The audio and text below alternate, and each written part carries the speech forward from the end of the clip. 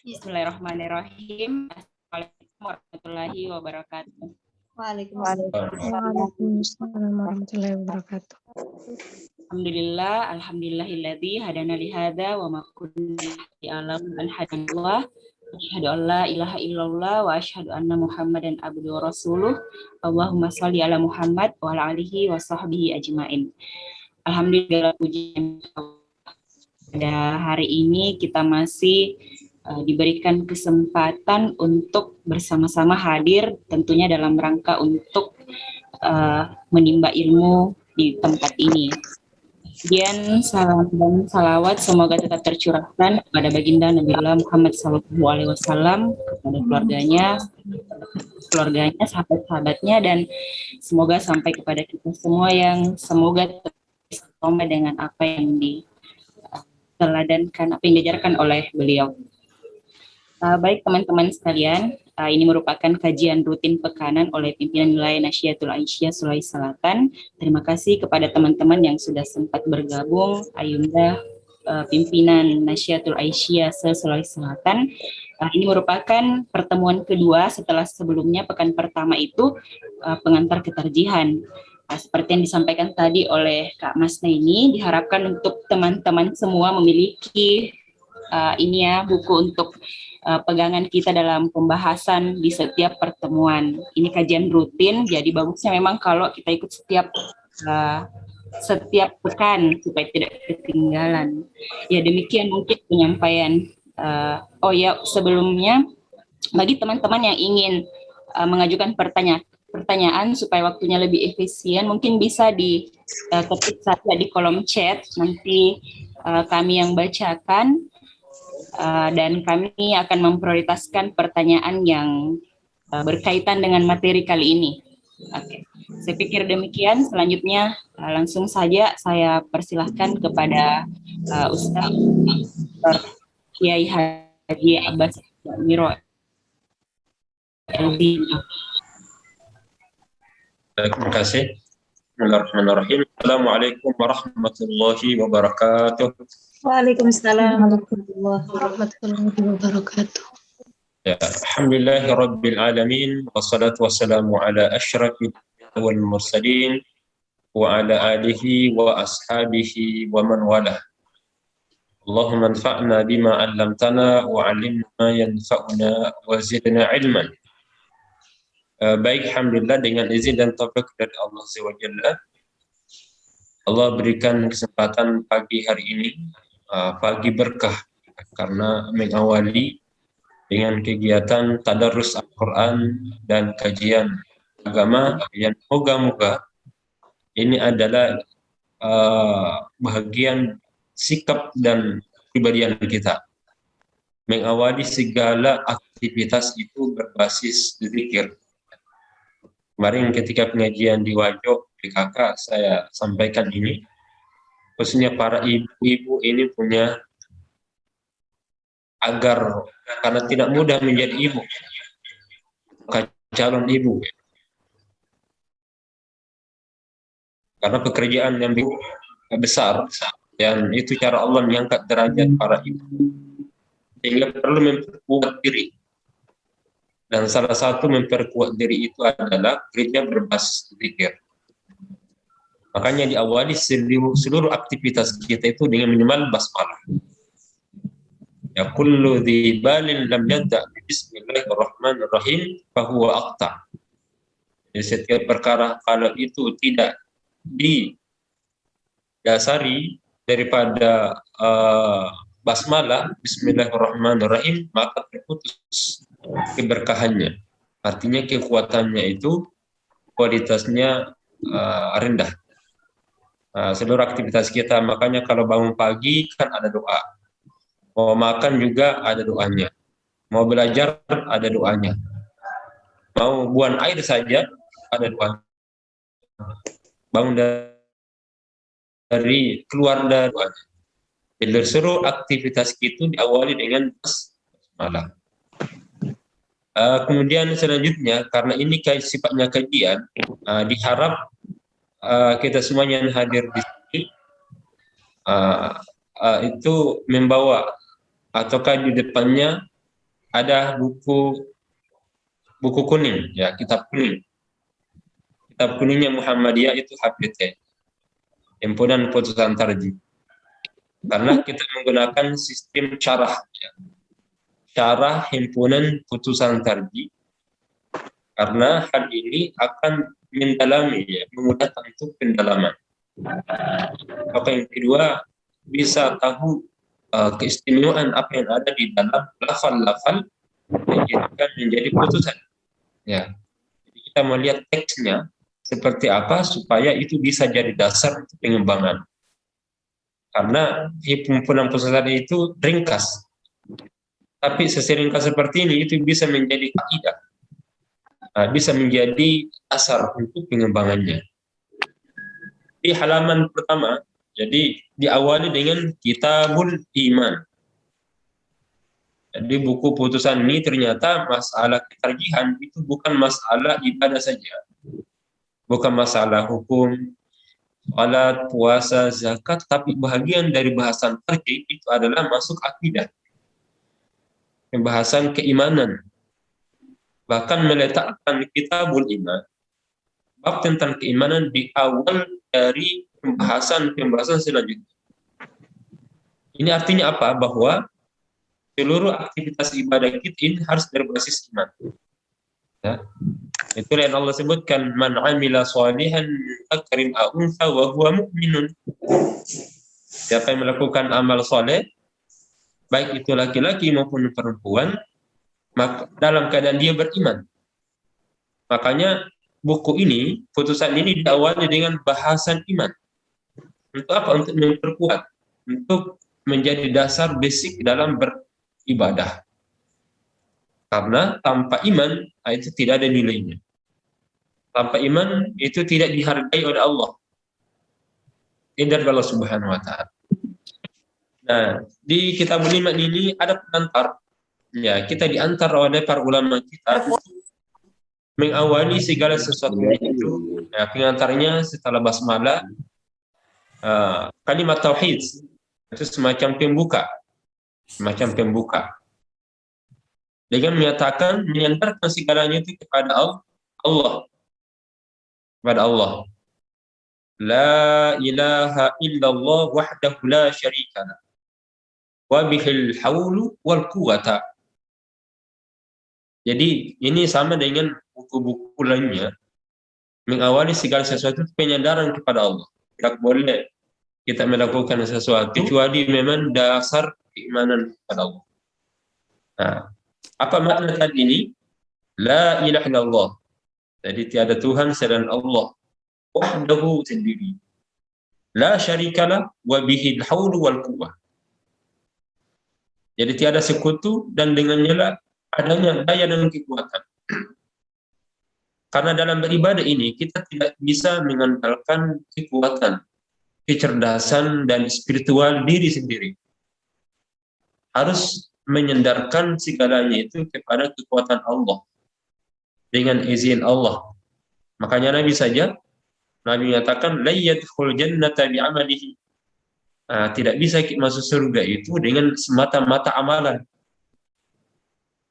Tapi harus dengan rahmat Allah. Harus dengan rahmat Allah. Maka diawali dengan penyandaran keyakinan bahwa Allah itulah segala-galanya yang memberikan kekuatan dan daya. Kita salat itu karena kekuatan dan izin Allah. Bahkan kita hadir di sini, saya lihat ada Ananda yang di SMP, kemudian juga ikut, ya, alhamdulillah, luar biasa. Hadirnya kita di tempat ini, di majelis ilmu saja, itu bukan panggilan fisik, tapi panggilan iman. Ini adalah cerminan iman seseorang ketika dia hadir dalam majelis. Kan hanya orang yang beriman yang tergugah, ya, yang terundang oleh Allah Subhanahu wa Ta'ala. Jadi hadir menjadi pengajar, mau belajar agama, itu tanda bahwa Allah sayang dengan kita, karena itu bagian dari rahmat Allah Subhanahu wa Ta'ala. Dan ini yang patut disyukuri. Ya, di antara rahmat Allah yang terbesar dalam hidup ini adalah adanya semangat untuk belajar. Adanya semangat untuk mempelajari agama Allah Subhanahu wa taala. Lalu setelah itu ini adalah pengantar. Alhamdulillahil mubdiul awalimi. Ini sebenarnya ringkas saja. Pengantar, setiap pengantar itu harus diawali dengan hamdalah. Ya, setiap pengantar diawali dengan alhamdulillah. Apa dasarnya? Al-Quran saja ketika diawali itu dimulai dengan alhamdulillah. Bismillahirrahmanirrahim. Alhamdulillahi rabbil alamin. Ya. Maka itu berarti kalau setiap saat kita mengawali, misalnya ceramah atau menulis buku, awalilah dengan pujian kepada Allah. Karena itu cara Qur'ani, ya, dalam menulis, dalam membahas, diawali dengan alhamdulillah. Nah, ini juga putusan tarjih ini diawali kita dengan setelah bertauhid, diawali dengan pula dengan pujian kepada Allah Subhanahu wa taala. Ya, alhamdulillahil al-mubti'ul awalimi wal mi'udil arwahi ila al-ajsam yaumil qiyamah. Segala puji bagi Allah, ya Allah yang semuanya alam ini mengembalikan ruhnya itu kepada jasadnya di hari kiamat. Ya, nanti pada hari kiamat jasad dan ruh itu menyatu. Nah, ini akidah APT ini disebutkan di sini. Bahwa setelah meninggal dunia pada hari kiamat itu, bahkan ketika turun di kuburan, maka jasad manusia itu akan kembali ruhnya itu. Jadi ketika meninggal dunia dimasukkan ke dalam kuburan, lalu dia menghadap kepada Allah ruhnya. Setelah menghadap kepada Allah kembali, nah, dia kembali ke jasadnya dan setelah ditanya, man rabbuka wa ma dinuka wa man nabiyuka. Nah, karena pertanyaan itu harus ada ruhnya. Maka ruh itu kembali khususnya ketika berada dalam kuburan. Nah, ini disebutkan di sini. Alhamdulillahil mubdi'i bil awalimi wal mi'idul arwah ila ajsam yaumil qiyamah. Nah, pada hari kiamat berarti itu jasad, ruhnya itu kembali kepada jasadnya. Lalu bersalawat kepada Nabi sallallahu alaihi wasallam.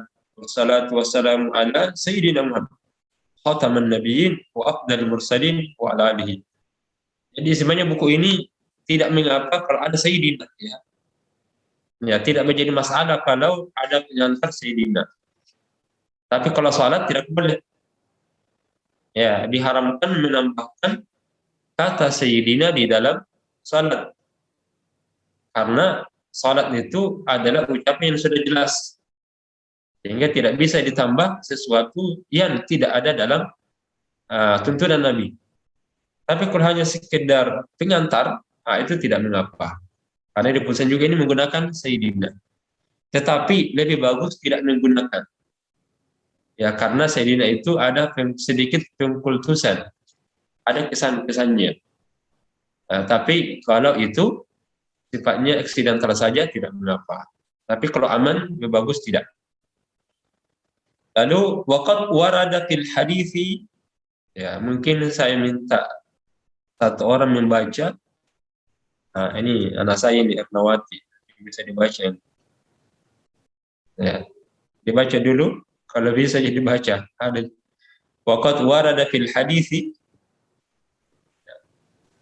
Ya, Ibu Herna mungkin bisa sebagai kena bahasa Arab. Gantar. Afwan Ustaz, saya masih cari sebenarnya yang mana. Di halaman pertama, Kitabul Iman. Kitabul Iman. Ya, Halaman nomor 12 di pengantar itu pendahuluan. Iya. Ya, ini talaki, sistem talaki kita gunakan. Waqad warada fil hadits. Ya, nah, bismillahirrahmanirrahim. Wa qad warada fil hadisi an Umar radhiyallahu anhu qala bainama nahnu julusun 'inda Rasulillah sallallahu alaihi wasallam zata yaumin ittala'a 'alaina rajulun shadidun bayadis thiyabi shadidus suwadis sya'ri la yura 'alaihi atharus safari wa la ya'rifuhu minna ahadun hatta jalasa ila Nabi sallallahu alaihi wasallam فأسند ركبتيه إلى ركبتيه ووضع كفيه على فخذيه وقال يا محمد أخبرني عن الإسلام فقال رسول الله صلى الله عليه وسلم الإسلام أن تشهد أن لا إله إلا الله وأن محمد رسول الله وتقيم الصلاة وتؤتي الزكاة وتصوم رمضان وتحج البيت إن استطعت إليه سبيلا قال صدقت فعجبنا له يسأله ويصدقه قال فأخبرني عن الإيمان قال أن تؤمن بالله وملائكته وكتبه ورسله واليوم الآخر وتؤمن بالقدر خيره وشره قال صدقت الحديث رواه Muslim. Ya, ini seperti kemarin ini seperti di pesantren saya dengarkan membaca hadis ini. Ya, baik di pengantar ternyata dalam putusan tarjih ini diawali dengan hadis yang mulia sekali. Jadi kita diantar oleh para ulama kita untuk mau memperhatikan itu. Artinya kalau kita mau memahami HPT, tidak boleh tidak harus hafal dan memahami hadis Jibril. Itu namanya hadis Jibril. Itu adalah hadis Jibril yang merupakan dasar fondasi beragama kita. Ya, sangat dikenal sekali disebut dengan hadis Jibril. Hadis Jibril. Nah, kalau bisa jadi bahasan utama di setiap kajian-kajian itu bisa ini karena dia adalah akar dalam agama. Jadi kalau sudah jadi akar dia akan bercabang. Kan agama ini seperti pohon punya akar, ada cabangnya, ada rantingnya. Nah, akar agama inilah dasarnya dalam hadis ini. Namanya hadis Jibril. Nah, bagaimana kisah hadis Jibril ini? Ini banyak faedahnya. Khususnya bagi Anda yang belajar SMP, SMA, dan siapa saja sebagai penuntut ilmu banyak mengambil adab-adab di dalamnya. Ini dalam hadis Jibril. Beliau menyatakan ini yang dikisahkan oleh Umar bin Khattab. Umar itu sahabat Nabi SAW yang sangat tegas sekali, tetapi tidak banyak hadis yang diriwayatkan, tetapi sangat sangat hadis-hadisnya tidak banyak, tapi hadisnya itu rata-rata hadis yang sangat dahsyat menjadi fondasi agama. Beliau mengisahkan ini. Bainama nahnu julusun 'inda Rasulillah. Jadi suatu ketika kami tengah duduk pada suatu hari bersama dengan Nabi. Jadi ini keistimewanya sahabat ada kesempatan bersua dengan Nabi. Nah, kita ini sudah jauh. Tidak ada lagi kesempatan bersama dengan Nabi. Kalau para sahabat ada kesempatan tidak mau dilepas. Maunya terus bersama dengan Nabi. Bahkan ada seorang sahabat itu saking tidak mau berpisah dengan Nabi, itu ditunggu itu. Jadi kalau malam hari beliau tidur, kemudian subuh dia tidur di depan, bahkan dekat pintu Nabi SAW. Supaya ketika keluar dari rumah Nabi, maka orang yang pertama melihat Nabi adalah beliau. Nah, ini saking dahsyatnya itu keinginan bersama Nabi SAW. Data yaumin ittala alaina rajulun, tiba-tiba ya. Jadi datanglah seorang laki-laki. Syadidu bayadi thiyab. Nah, ini pakaiannya putih bersih. Jadi kalau kita mau belajar ya harus berpakaian rapi. Makanya saya pakai baju putih ini. Ya, karena malaikat Jibril ini ketika Jibril alaihissalam itu datang, ini kasih Jibril mau belajar agama kepada Nabi dan mengajarkan kepada sahabat. Rajulun syadidu bayadi thiyab, syadidu sawadi sya'r. Nah, ini kepalanya ini hitamnya itu rambutnya sangat hitam. Ya, la yura alaihi asarus safar. Tak terkesan padanya tanda-tanda orang sedang bepergian, pada ini dalam safar sebenarnya. Jadi tidak ada kesan-kesan bahwa ada bekas-bekas bepergian, kayak kelihatan capek. Ya. Wala ya'rifuhu minna ahadun, kata seorang pun di antara kita ini yang mengetahui itu. Jadi orang ini ternyata ada kesiapan untuk belajar. Nah, ini sama kalau anak-anak kita ya harus mandi pagi-pagi, siap menerima pelajaran. Ya kan? Nah, itu supaya faidah lebih banyak. Hatta jalasa ila Nabi sallam, sehingga duduk di hadapan Nabi. Nah, fasnada rukbatayhi ila rukbatayhi. Jadi Nabi SAW merapatkan kedua lututnya kepada kedua lutut Nabi SAW. Dan meletakkan kedua telapak tangannya pada paha Nabi. Nah, itu cara berilmunya.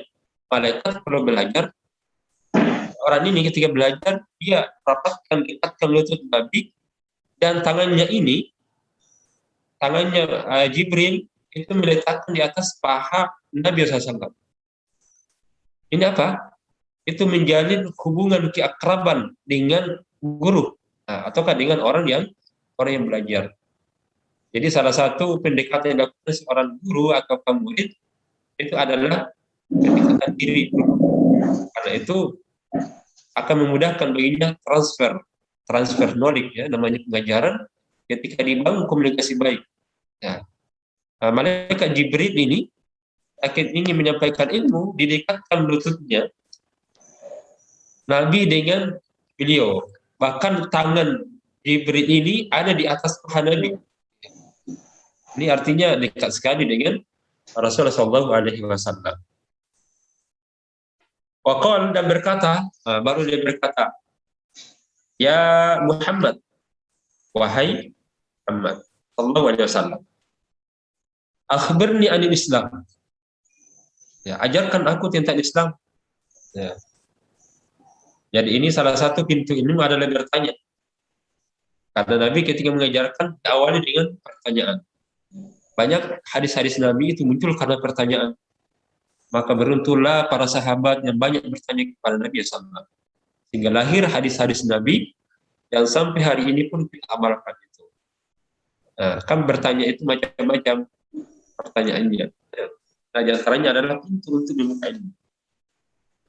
Faqala Rasulullah SAW, maka Rasulullah SAW menjawab, nah, apa itu Islam?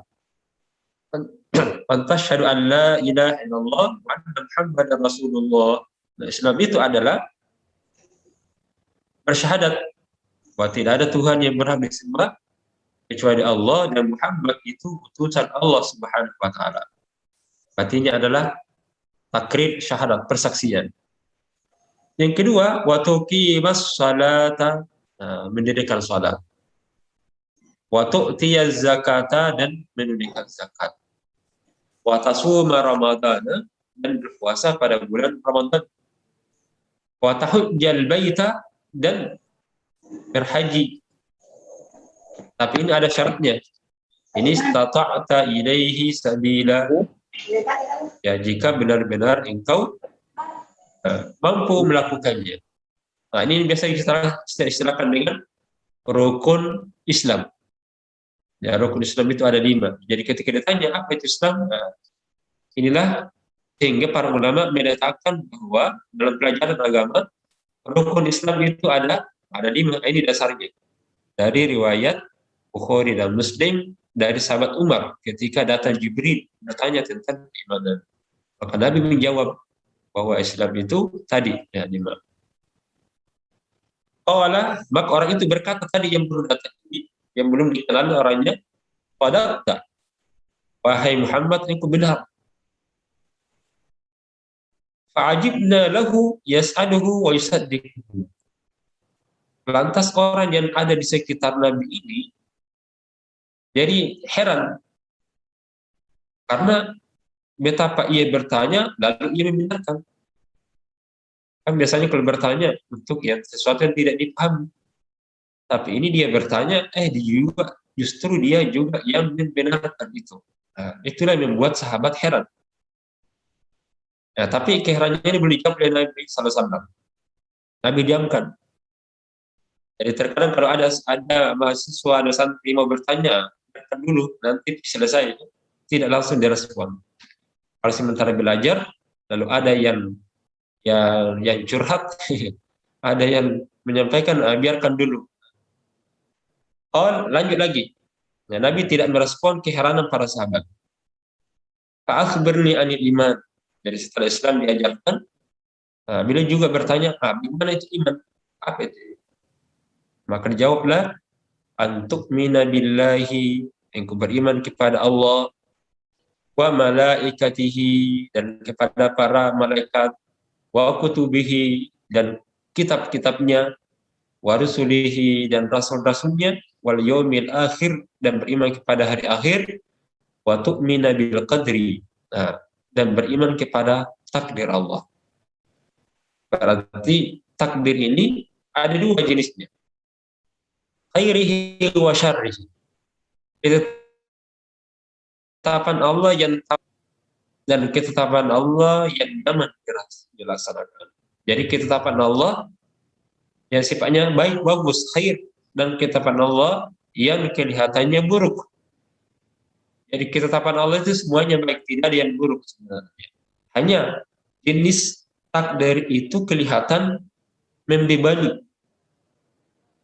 Padahal sebenarnya itu bukan hal yang buruk bagi kita. Hanya kelihatannya buruk bagi kita sehingga dianggap itu syar, keburukan. Misalnya sakit, ya itu sebenarnya bagi Allah menjadikan itu. Karena dari ujian sakit itu ya, tidak mencari-cari sakit, mencari-cari penyakit, tapi ketika tertimpa musibah, sama dengan masalah itu adalah kebajikan. Karena tidak ada masalah, kalau dalam penulisan dunia tidak bisa menulis, mesti ada rumusan masalah. Tanpa ada rumusan masalah, kita tidak mampu mencari dan tidak mampu membahas. Tapi jangan mencari-cari dan mempermasalahkan. Itu yang bermasalah. Ketika ada masalah datang, sambut dengan baik. Karena pasti dibalik dari permasalahan itu, malaikat sifat Allah yang Maha Pengasih lagi Maha Penyayang. Makanya inilah takdir di situ. Jadi keyakinan kita bahwa Allah telah menetapkan dalam kehidupan ini yang jenis ketetapannya dua tadi. Ketetapan yang menyamankan hidup dan ketetapan yang memberatkan. Atau biasa kita istilahkan ketetapan yang meringankan.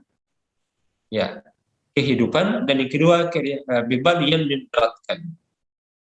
Ya, meringankan itu karena nyaman, aman, hati menerima dengan baik. Karena terlanjur hati yang namanya kebajikan itu tidak ada yang menolak. Ya, itu adalah fitrah manusia. Kalau yang longgar-longgar, yang aman-aman, yang namanya kelebihan itu biasa hati menyukai itu. Tapi kalau itu sifatnya bebannya berat, karena hati menolak membebaninya, maka terlihat berat.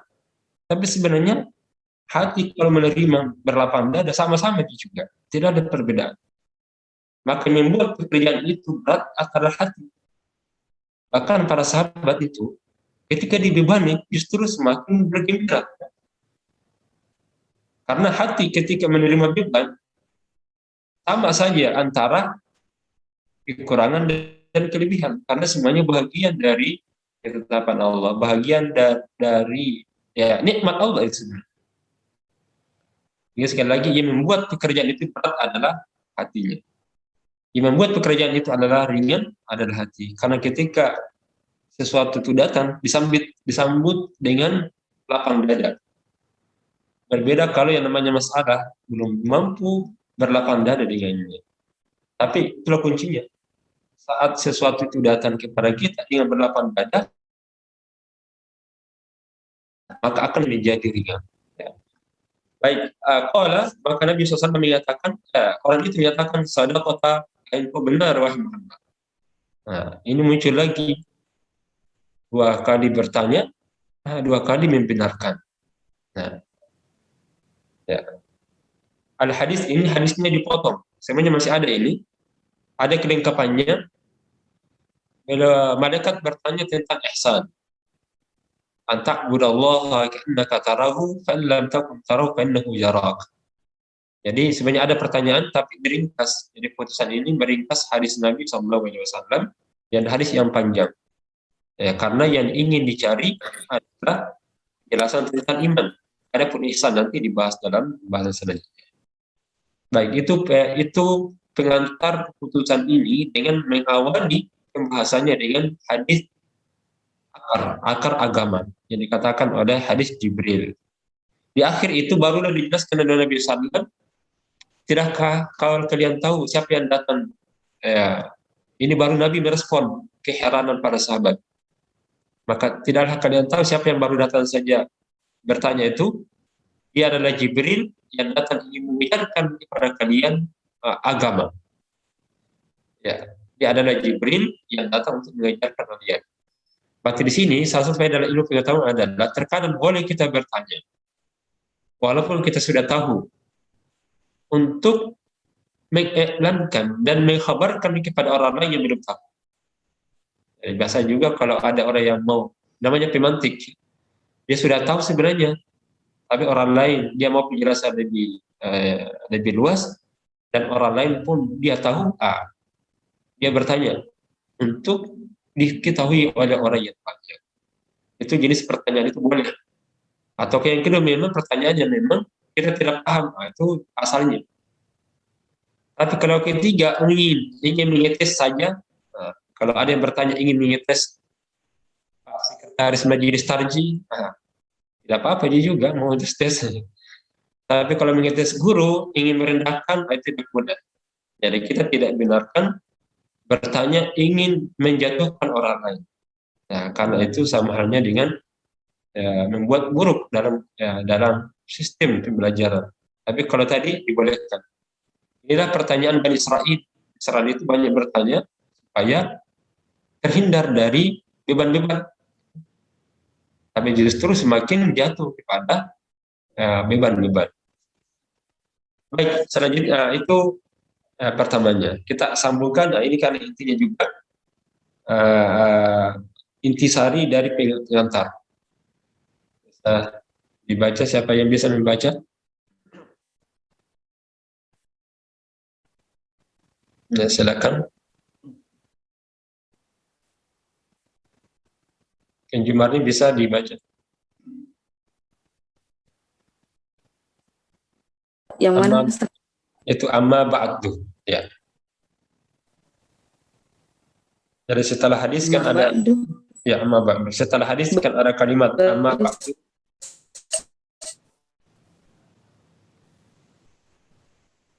Fa innal firqata, jadi kelanjutan hadis yang dibaca tadi. Itu hadis Rasul. Oh, iya Ustaz. Fa in firqatan najiyah min as-salati qanna al-alam lahu hadithun Allahu min al-alami wa huwa al-alam qabilun lil fana'i. وعلى أن النظر في الكون لمعرفة الله واجب شرعي وها نهز الإيمان بالله عز وجل. يجب علينا أن نؤمن بالله ربنا وهو الإله الحق الذي خلق كل بداية والآخر بلا نهاية الكائنة الأحد في Ya, baik, cukup sampai di situ. Ya, paragrafnya selesai. Jadi ini paragraf baru lagi. Amma ba'du, setelah menuliskan hadis Nabi, ini karena sampai jam 7 kita nanti cukupkan di paragraf terakhir ini. Amma ba'du, kemudian daripada itu fa innal firqata an-najiyata. Nah, ini diawali dengan bahwa kelompok yang selamat itu, maka kalangan umat terdahulu. Fa innal firqata an-najiyah, sesungguhnya kelompok yang selamat. Siapa mereka? Minas salaf, dari kalangan umat terdahulu.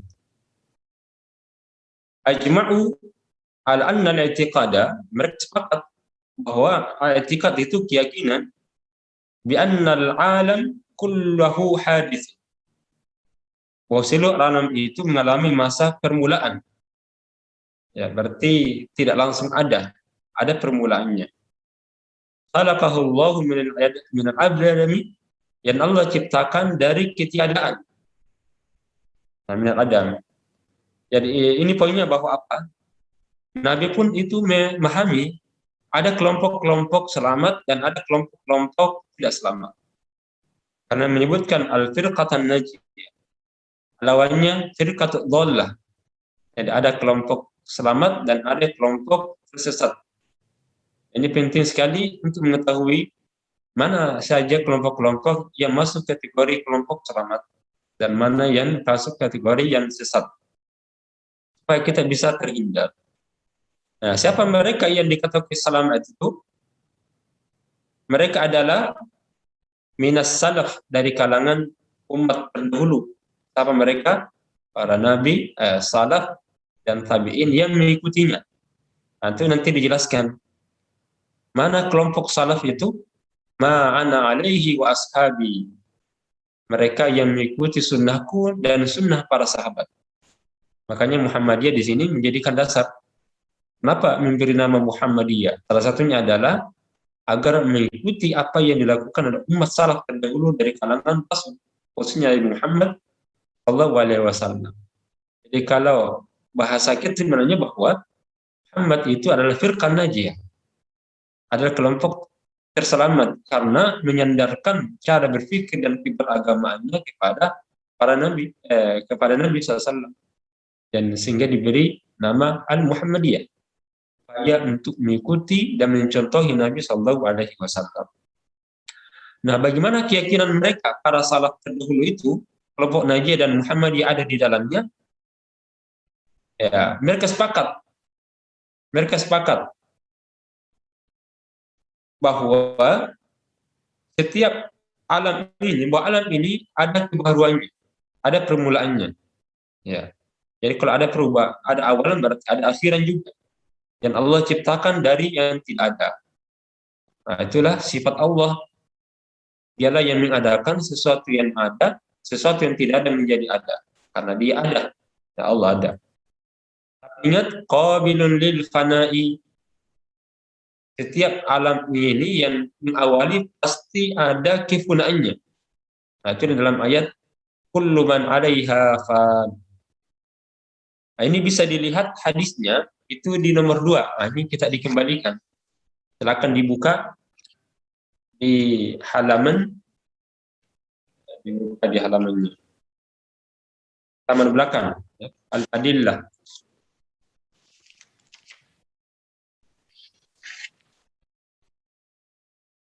Halaman 22. Nah, di situ. Halaman 22. Banyak sekali yang mengingat bahwa kelompok yang selamat itu siapa? Nah, dijelaskan. Nah, kelompok yang selamat itu, karena ini panjang hadisnya, saya ringkas saja. Itu bahwa yang dimaksud kelompok selamat adalah ma'ana alaihi wa ashabi. Jadi, ialah mereka yang mengikuti jejakku dan jejak sahabat-sahabat. Ini hadisnya panjang. Hadis nomor 1 Abu Hurairah. Sampai ada 2 riwayat. Akhirnya itu ada kalimat ma'ana alaihi wa ashabi. Itu matan hadisnya. Di mana umat ini akan terpecah menjadi 73. Bani Israel terpecah menjadi 22. Umat Nabi terpecah menjadi 73. Nah, kelompok dari 73 ini satu yang selamat. Siapa yang satu yang selamat itu? Ya, itulah ma'ana alaihi wa ashabi. Ya. Dan inilah kaidahnya. Mengikuti jejak aku dan jejak sahabat-sahabatku. Ya. Itu semuanya meyakini bahwa alam ini itu akan terjadi kefunahan. Ya, seperti dalam surah Al-Rahman, kullu man 'alaiha fan. Setiap yang ada di muka bumi ini akan mengalami kefunahan. Saya kira dulu cukup dulu buka pengantar lagi ini. Kajian awal dari HPT, ini baru di pengantar. Di dalamnya hadis Nabi SAW, kemudian diawali dengan suatu statement bahwa kelompok yang selamat itu adalah dari kaum salaf, dari para nabi, diikuti jejak nabi dan jejak para sahabatnya. Semoga kita termasuk orang-orang yang masuk kategori ini, yang senantiasa mengikuti jejak nabi dan jejak para sahabat. Amin ya rabbal alamin. Baik, saya kembalikan dulu. Kita cukup. Oke, baik. Demikianlah tadi pembahasan dari Ustadz terkait materi pada kesempatan kali ini. Ya, ada pertanyaan Ustadz dari teman-teman di via chat. Saya bacakan. Bismillah, pertanyaan saya, bagaimana jika niat menggunakan kata Sayyidina Muhammad bukan untuk mengkultuskan, namun ingin memuliakan beliau? Ada pendapat lain yang menyatakan boleh menyematkan sebagai bentuk kecintaan kepada Rasulullah. Syukran. Ya. Enggak bisa ditangkap. Saya mungkin hanya menukil saja dari pernyataan Profesor Dr. Yunahar Ilyas. Beliau menyatakan, tentu saya akan perkuat dengan hadis-hadis Nabi SAW, bahwa kalau dalam salat kata Sayyidina tidak boleh ditambahkan, karena salat itu adalah ibadah mahdhah, sehingga prinsipnya ittiba, jadi mengikuti Nabi, tuntunan Nabi dalam salat. Tidak dapat satu riwayat pun bahwa Nabi menambahkan kata Sayyidina. Demikian juga sahabat di dalam salawat. Adapun kalau itu berada di luar, karena misalnya menyampaikan salawat Nabi, ada yang beringkas, ada yang dipanjangkan, ada yang menyebutkan sifat-sifat yang lain, maka itu hukumnya mubah. Ya, memang ada beberapa riwayat bahwa Nabi melarang itu, la tusayyidi. Ya, jangan kamu mengkultuskan. Itu maksudnya adalah, tapi ini hadisnya ada karena kalimat said itu sebagai bentuk penghormatan saja. Makanya biasa kalau pengantar kita menyatakan alhamdulillahirabbil alamin wassalatu wassalamu ala asyrafil anbiya'i wa sayyidil anbiya'i wal mursalin. Kan? Wa sayyidil anbiya'i wal mursalin. Berarti itu adalah penghulu para nabi dan rasul. Karena memang beliau adalah makhluk terbaik. Bahkan nabi-nabi terbaik, penghulu dari para nabi.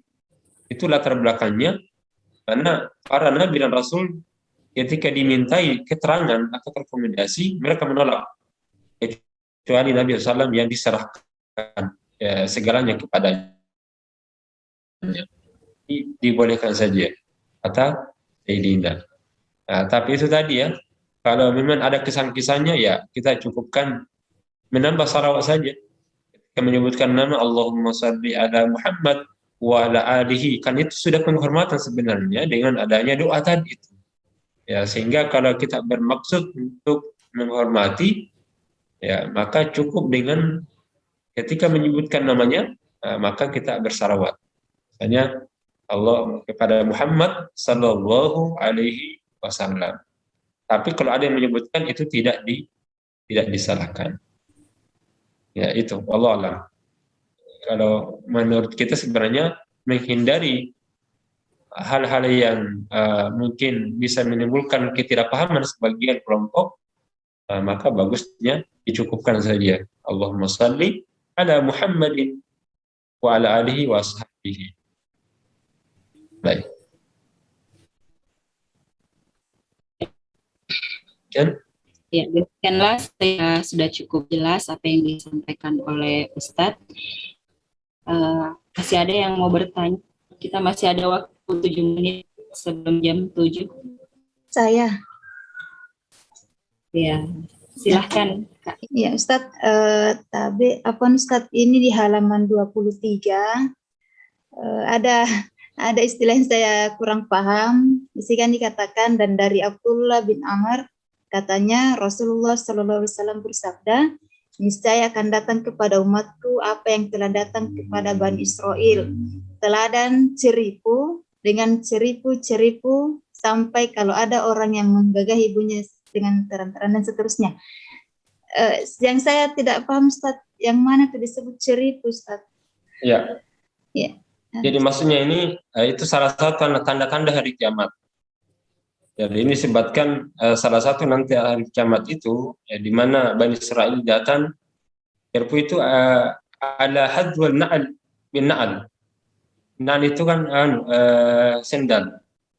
Jadi sendalnya antara satu itu bukan tidak berpasangan, ataukah sendalnya ya tidak menggunakan sendal tapi sendalnya tidak seimbang, sama-sama kiri ataukah kiri dengan kiri. Ya.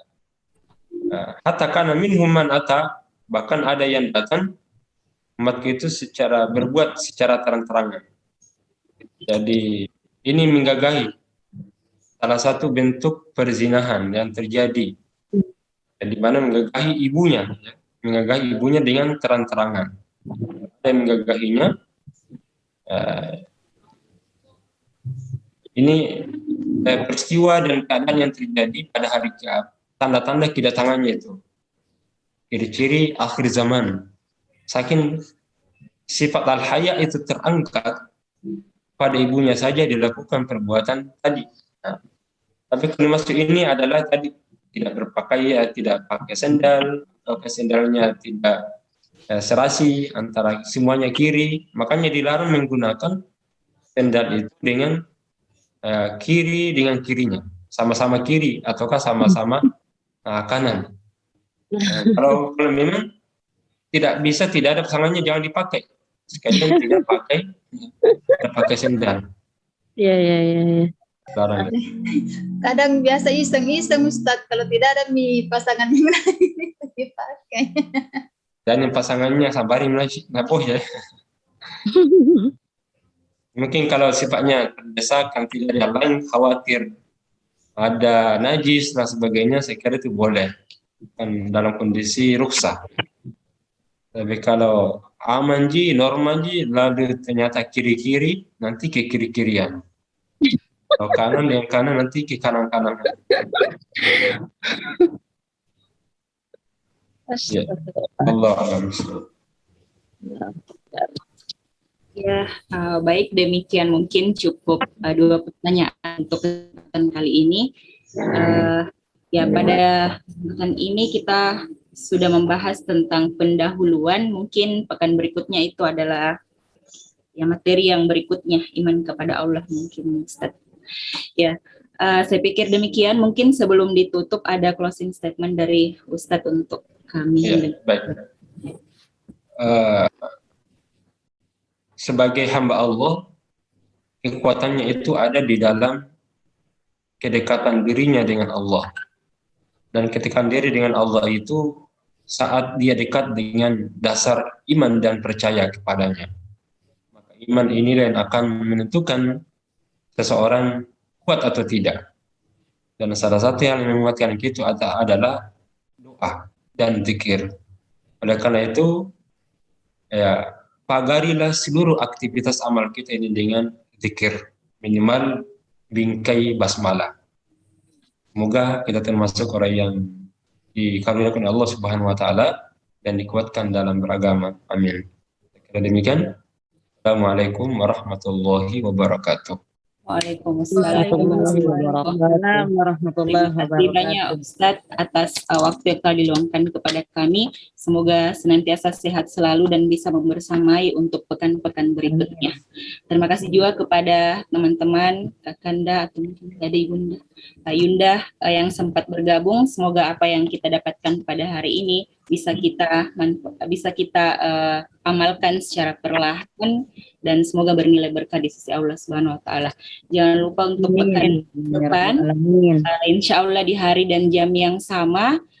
Bagi yang belum menyiapkan HPT, silahkan disiapkan memang Kak. Dan tadi kalau ada yang ternyata tidak ada HPT-nya bisa dihubungi langsung Kak Mas Nini atau langsung ke Kak Ulfa. Ya, siap.